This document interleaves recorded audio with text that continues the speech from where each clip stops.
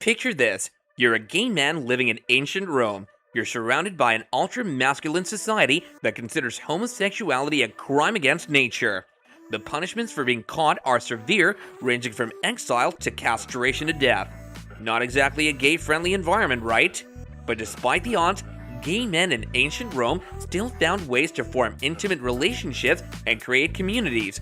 Let's explore the fascinating and often terrifying lives of these men. Why was homosexuality so taboo in ancient Rome? To understand that, we need to look at their cultural and religious beliefs. The ancient Romans believed that men should be dominant and women submissive, and that any deviation from this norm was unnatural.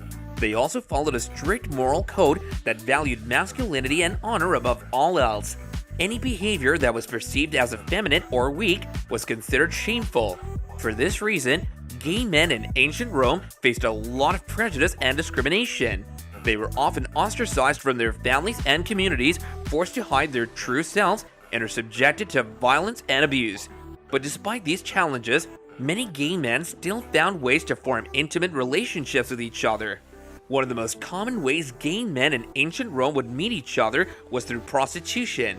Male prostitution was legal and widely accepted in ancient Rome, and many young boys and men were forced into it as a means of survival. However, there were also male prostitutes who willingly offered their services to other men. These relationships were often temporary and transactional, but they provided a way for gay men to express their sexuality and form emotional connections with each other. But prostitution wasn't the only way that gay men in ancient Rome would meet each other. They also formed social networks and communities, often centered around the arts and literature.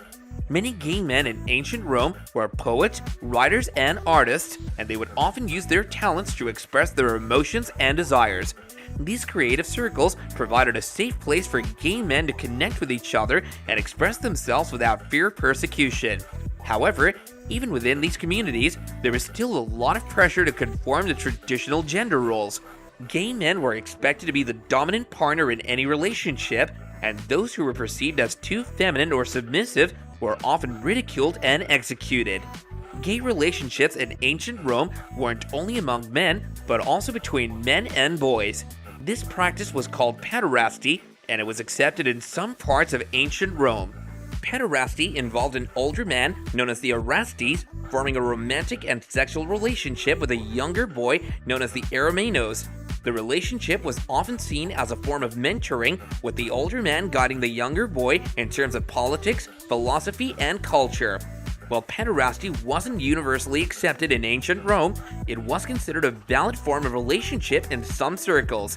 However, even in cases where pederasty was accepted, there were still limitations on the relationship. The Eromenos was expected to eventually grow out of his homosexual desires and marry a woman, while the Erastes was expected to maintain a dominant position in the relationship. The power dynamic between the two partners was often unequal, with the Eromenos being seen as the submissive partner. So what happened to gay men who were caught by the authorities? In some cases, gay men would be exiled or forced to flee the city to avoid prosecution. In more extreme cases, they could face castration or even death. One infamous example of this was Emperor Nero, who is rumored to have had several homosexual relationships during his reign.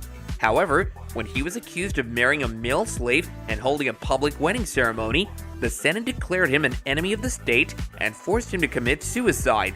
In conclusion, not all gay men in ancient Rome faced such severe punishments. Some were able to keep their sexuality hidden and live relatively normal lives.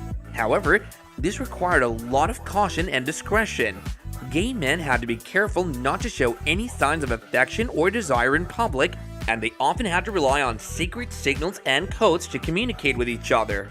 Despite the challenges they faced, these men were able to form intimate relationships and create communities, often at great risk to themselves.